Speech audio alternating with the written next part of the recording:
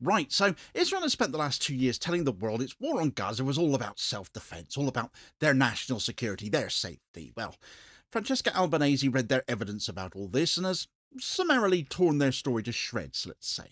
In her report, Gaza Genocide, a collective crime, she didn't bother with slogans. She showed how the genocide is bankrolled, armed and excused by the same governments claiming to uphold international law. The United States supplies 2/3 of Israel's weapons. Germany and Britain keep the West flowing. The EU keeps trading. Egypt seals the border. And when she laid these facts out at the UN, Israel's envoy Danny Danon couldn't refute a single one. So he called her a witch instead. And she replied if she had that kind of power, she'd use it to stop their crimes. The mic drop moment, you might say. That's the story now, though, isn't it? Israel's excuse is collapsing under the weight of evidence it can't rub out, and a UN lawyer who won't be silenced. She is a witch, all right. She's the witch they can't burn. Right, so the United States hosts the United Nations, as we should all know by now, but due to sanctions, it's managed to ban one of the UN's own investigators. How twisted is that? Francesca Albanese was meant to walk into the General Assembly chamber in New York and sit down behind that UN crest and present her report on Gaza in person, and instead she had to do it from Cape Town because Washington had sanctioned her. Her assets were frozen, visa cancelled, entry barred. That's the price she is personally paying for doing her job. A UN rapporteur banned from UN headquarters by the government that's supposed to guarantee her access because they don't like what she has to say. That's not oversight, that's the host turning the institution, the UN itself, into its own private property. The UN remaining on US soil is frankly a sick joke. It is a farce, but that's another story. Albanese's report is very much the story here, though. Gaza Genocide, a collective crime, runs to 24 pages, and it doesn't deal in adjectives, it doesn't mince its words, it lists the states that keep Israel's war going. 63 of them. She calls it a collective crime because genocide of this scale, of course, cannot possibly run on one country's resources. It needs partners in that. Arms and money and cover and silence. And goodness knows, we all know Israel could never stand up on its own and do what it is getting away with. The United States sits at the centre of that network, the state preventing Albanese from delivering her report in person, also being the state supplying about 2/3 of Israel's total arms imports. Germany follows as the second largest exporter, delivering hardware even after warnings from humanitarian agencies. Britain has, of course, flown more than 600 surveillance flights over Gaza. The European Union remains Israel's top trading partner, all while sanctioning Russia. And Egypt still trades energy with Israel and keeps Rafah sealed, of course, making sure the population of Gaza remains starving. Arab governments that normalised relations with Israel carried on doing business with it, all while Gaza was being erased. And these are not interpretations, they're recorded transactions, they're export licenses, they're diplomatic correspondence. It's all evidence. Albanese presented all of it on the 28th of October. The General Assembly watched by video link as she sat in front of a plain wall in South Africa. Just a picture of Desmond Tutu behind her. The state taking Israel to the International Court of Justice for genocide, as South Africa is. So the symbolism of her being sat there was particularly apt. A UN expert exiled from New York giving evidence from the jurisdiction still willing to say the word genocide out loud. South Africa's government had offered her a platform because the US sanctions made entry to UN territory impossible. She spoke for 20 minutes. She listed supply chains, vetoes and aid diversions. And when she finished, Israel's representative, the execrable Danny Danon, took the floor. Miss Albanese, every time you try to curse Israel with falsehood and libels, your curses fail. Miss Albanese, you are a witch, and this report is another page in your spell book. You have tried to curse Israel with lies and hatred, but your poison has failed. Every page of this report is an empty spell. First of all, my first comment goes to, it's a reaction to the representative of the State of Israel, who finally, after 3 years, honored this mandate of his presence. Look, it's grotesque and frankly delusional that a genocidal state can't respond to the substance of my findings. And the best thing that he resorts to is accusing me of witchcraft. So be it. you're the one accused of genocide. If the worst thing you can accuse me for is witchcraft, I take it. But rest assured that if I had the power to make spells, I would use it not for vengeance. I would use it to stop your crimes once and for all, and to make sure that those responsibles end up behind bars. And I would make sure that everyone from the river to the sea, Jewish people, Muslim people, Christian people, and secular people lived in freedom and enjoying their rights, not just privilege for few, again, between the river and the sea. He didn't address a single number. He called her a witch instead, said she had a spell book, resorted to petty insults and childishness, threw his toys out of the pram. Classic Israeli tactics. It was a moment of exposure, though. A nuclear armed state, as Israel is, we know they are, reduced to playground abuse because a lawyer read its export data into the record. Albanese answered once. If she really had that kind of power, she said, she'd use it to stop Israel's crimes. Then she logged off after shoving the phrase "from the river to the sea" down Danon's smug throat. No dramatics, just facts, and delivered despite being under sanction. That calm response is why the insult matters. It shows who actually lost control here. You can't argue with data, so you end up attacking the messenger. You make it personal. You can't stop a report from being published, so you block the author's travel, and you whine and complain and find fault. Suck your dummy. The structure behind it is simple. The United States holds host status for the UN under the 1947 Headquarters Agreement. That agreement obliges Washington to grant entry to UN officials on duty. In July of this year, the Treasury Department issued sanctions against Albanese personally, citing alleged anti-Semitism and bias. That measure froze any assets under US jurisdiction and imposed a travel ban. The effect was to break the host state obligation.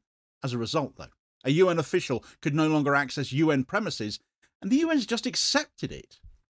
The European Union said, "I deeply regret the decision." It's the kind of phrase Brussels uses when it knows it's watching a president it can't defend. Just a little bit of hand-wringing. Albanese described the sanctions as an assault on the UN itself, on its independence, its integrity, its very soul. That quote's verifiable. It summed up the problem in one line. What collapsed in that moment wasn't just diplomatic etiquette, it was the illusion that the UN's moral centre and its physical host were the same thing. When the host decides which investigators can enter the building stops being neutral ground. The institution survives only if the work moves elsewhere. That's why she spoke from Cape Town. A legal workaround and a political message all at the same time. The report itself doesn't need advocacy. The numbers do all the talking. 2/3 of Israel's arms from the United States means the United States controls whether the genocide continues or ends. Germany's place as second largest exporter means Europe's industrial base feeds the same supply line. 600 surveillance flights from Britain mean operational support for targeting and damage assessment. EU trade flows keep Israel solvent while the EU sanctions its enemies elsewhere. Egypt's closed crossing and energy deals means the siege stays intact. Arab normalisation keeps the diplomatic oxygen flowing. Together they form the logistics of a collective global crime. That structure explains the fury that met Albanese, but she didn't accuse. She simply demonstrated. She presented the evidence. As a lawyer, that is her stock in trade. Every state she mentioned can be traced through customs data and parliamentary disclosures or UN voting records. The reaction wasn't about what she got wrong, it was about what she confirmed. In Germany, Friedrich Merz had taken over as Chancellor back in May. His government kept the line of Israel's security is non-negotiable. Defence Minister Boris Pistorius oversaw arms transfers already licensed under previous administrations. Those shipments continued throughout the Gaza campaign. In Britain, Keir Starmer's government maintained arms export licences and confirmed RAF surveillance missions. Officials described them as monitoring flights, but the number of them, over 600 of them, tells its own story. In Washington, Donald Trump and Secretary of State Marco Rubio were responsible for vetoes that blocked every Security Council resolution calling for a ceasefire, and the Biden administration before them. In Brussels, the EU executive leadership maintained Israel's trade privileges, even as the ICJ called the situation plausibly genocidal. In Cairo, President Abdel Fattah el-Sisi's government kept Rafah closed and deepened energy coordination with Israel, signing off the biggest gas deal in Israel's history to become a middleman supplying gas to Europe so they can turn Putin's taps off. None of these points are speculation. They're drawn from the same reporting that covered the presentation. No Western government has produced data disproving any of these figures. Not one. So when Danon called her a witch, that was an act of weakness. It said more about his state's panic than her bias. He couldn't answer the data, so he went for the smear. The tactic older than time itself, let alone the UN itself, when facts breached the propaganda wall, switched to insult. But the insult backfired, because it looked exactly like it was. A diplomat unravelling in front of colleagues because the evidence was unanswerable. And he was clearly reading all of that drivel from a pre-prepared script at that. He must have been so pleased with himself when he'd written it the night before, only for Albanese to hand him his backside in her off-the-cuff response. That's the humiliation that stays in the record. That's the bit that will stick in people's minds. Israel got served a hefty dose of humiliation and deserved every last drop of it. From there, the story moved past personalities into the structure of control, though. The sanctions didn't just target Albanese. They warned every other special rapporteur that what this could happen to you if you put the wrong states in your data tables. Cross Washington or Jerusalem and you could lose your visa next. Your access, maybe your income. It's not regulation, that's coercion, isn't it? And it cuts directly across the principle of sovereignty that the UN is supposed to defend. An investigator tasked with protecting an occupied people was punished by the occupying power's patron. The host state criminalised the institution's own investigator. No spin changes that fact. The cost was personal as well as institutional. The sanctions meant Albanese's bank accounts were flagged in compliance systems. They also restricted travel to the country where her child, an American citizen, was born. The punishment extended beyond her job into her private life. It's in reporting because it matters. It shows what price is set for using the word genocide in an official UN document when applied to Israel. That's the deterrent effect the sanctions were built to send. The Western reaction followed its usual script to strike Danon getting utterly destroyed. Governments accused her of bias but didn't challenge her arithmetic. Media sympathetic to Israel framed her report as inflammatory, but quoted no factual errors because there are none.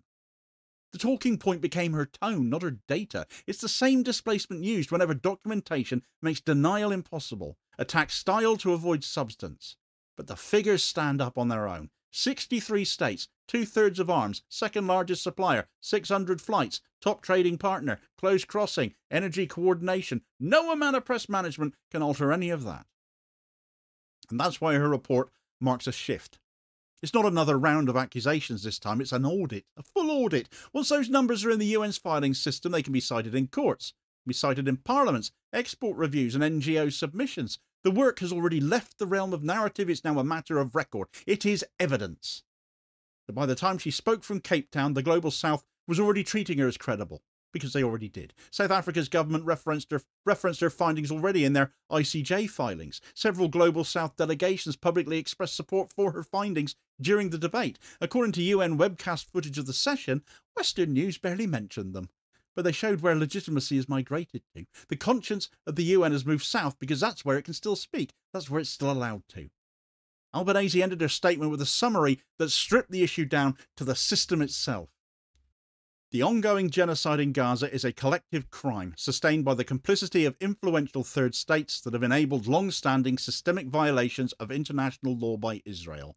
Framed by colonial narratives that dehumanize the Palestinians, this live-streamed atrocity has been facilitated through third states' direct support, material aid, diplomatic protection, and in some cases active participation. It has exposed an unprecedented chasm between peoples and their governments, betraying the trust on which global peace and security rest. The world now stands on a knife edge between the collapse of the international rule of law and hope for renewal. Renewal is only possible if complicity is confronted, responsibilities are met, and justice is upheld. That passage ties together the entire evidentiary structure. Genocide as a process requires an ecosystem, suppliers, financiers, defenders and bystanders. The 63-state figure gives that ecosystem shape. It's a legal argument rendered in numbers. Washington, Berlin, London, Brussels all reacted by pretending the problem was one person. But banning a messenger doesn't erase the message. The report is stored on UN servers, downloadable by anyone with an internet connection. Every veto, every shipment, every trade line she referenced sits in a public database now. The power to suppress has already failed. The record exists. The only question is who's got the nuts to act on it. When the envoy called her a witch, it wasn't comedy. It was the sound of an order cracking up. The states that built the UN to manage law are now afraid of its files. Albanese's calm did more damage than any protest could. She didn't raise her voice. She never does. She doesn't have to. She raised the record. That's what she does. And in that silence, the facts spoke for themselves. The silence after that UN session said more than the insults did. No Western government touched her data. No ministry offered a counter figure. They all knew the numbers weren't hers to invent. They came from their own paperwork. Arms contracts, trade ledgers, export filings, veto records. It's hard to argue with your own archives, isn't it? That's what made this report different. Gaza Genocide, a collective crime, isn't a moral appeal. It's an administrative autopsy. It shows how the killing is budgeted, licensed, insured and protected. It documents how 63 governments didn't just look away, they serviced the machine. The United States provided the majority of the hardware. Germany supplies the rest. Britain's flights fill in the intelligence gaps. The European Union funds the market. Egypt maintains the choke point. Each role is measurable. Together they make the genocide possible. That phrase, collective crime, carries a specific legal meaning. Under the Genocide Convention, a state that aids or assists another state in committing genocide shares responsibility for it. There's no exemption for allies or for good intentions. If you arm or fund a genocidal campaign after knowing it's happening, you're part of it. That's not rhetoric, it's case law. When Albanese used the term, she wasn't being poetic, she was reading the law back to the governments that literally wrote it. The impact landed hard in Europe, in Germany, in Britain and the European Union. They were all explicitly named for continuing arms and trade, despite the International Court of Justice finding the risk of genocide plausible. Berlin's political class closed ranks. The government repeated that Israel's security was part of Germany's reason for existence. A statement of doctrine, not evidence, as that is. London apparently said its arms exports were defensive and consistent with humanitarian law, which is a laugh. Brussels stayed silent. None of them denied the transactions, though. None of them explained why legality applied to Ukraine, but not in Gaza, rubber stamping not just illegality, but objective hypocrisy at the same time. In Washington, the reaction was even uglier. Marco Rubio went after Albanese personally, took a leaf out of Danon's book. He really ought to have looked at what she did to him before going there, really, shouldn't he? He accused her of inciting anti-Semitism and spreading hate. The Treasury sanctions stayed in place, of course. Because the point wasn't to win an argument, it was to make an example. Albanese's restraint has become her weapon, though, hasn't it? She doesn't shout, she lists. She shows the export data, the veto count, the trade tables and the famine indicators. She names states in categories of arms and finance and diplomacy and aid manipulation. Each one builds a record of complicity that no amount of PR can scrub away. That's why Danon bleated witch at her, because he and his state had nothing better to say. They had nothing left. The moral panic around her person has become evidence of the very complicity she outlined. Every defamation campaign, every column calling her biased, every social media smear adds another exhibit to the file marked intimidation of UN officials. They can't see it, but they're writing their own footnotes here. What happens next will decide whether the law still has any meaning in an order run by its violators, of course. Where the UK is concerned, actually, they might now be implicated in not one, but two genocides, and worse, both of them might actually be linked. Surveillance flights over Gaza is one thing, but British arms are now turning up in Sudan, and all as a secret supply route through Sudan to Israel has also been exposed at the same time. So you get all the details of that story in this video recommendation here as your suggested next watch. Please do also hit like, share and subscribe if you haven't done so already, so as to ensure you don't miss out on all new daily content, sort of spreading the word and helping to support the channel at the same time, which is very much appreciated, holding power to account for ordinary working class people. I'll hopefully catch you on the next vid. Cheers, folks.